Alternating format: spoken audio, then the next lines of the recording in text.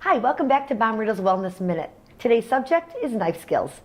As we all know, we should have a healthy fear of knives, and what I recommend whenever you're using a knife, and after you're done, I don't want to ever see you moving this towards the sink because there's a chance that you could slip and cut yourself. Also, if the knife ever does drop, just let it drop, and you can replace the knives. You can't really replace your digits. So what I recommend also whenever you're washing a knife is that when you're carrying it to the sink, you put it at your side. And if anyone else is in the room, you say knife in my hand. And you always put the knife with the blade back towards the sink. And then this allows for hot soapy water. You can wash the knife by hand and then put it over here. And that way there's not a chance that you could cut yourself. Okay? The other thing I want to talk to you about is cutting boards.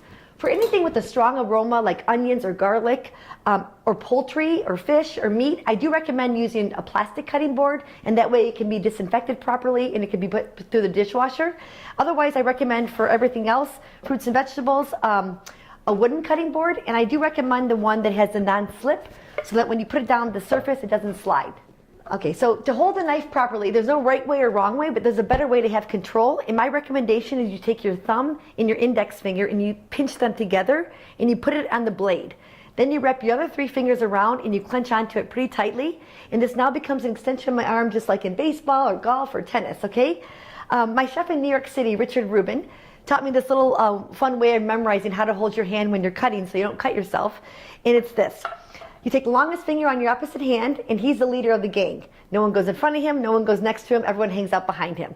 So whenever you're cutting, you think of that clenching motion, whether it be a potato or a carrot, you keep this claw-like hand, and when you're chopping, you don't have to worry about cutting yourself. Also, my little thing to have you remember is Bommarito, right? You know I'm Italian, and you know when we talk with our hands, we go, hey, what's the matter you, huh? Just think of that motion, and then flip it over, all right? Whenever you're cutting, the knife should actually never leave the cutting board. When you're chopping, that's making noise, it's causing anxiety, it's shrugging your shoulders. To me, cooking is all about being methodical and relaxing and calming. So you pinch your hand, and the knife is a rocking motion back and forth, like this.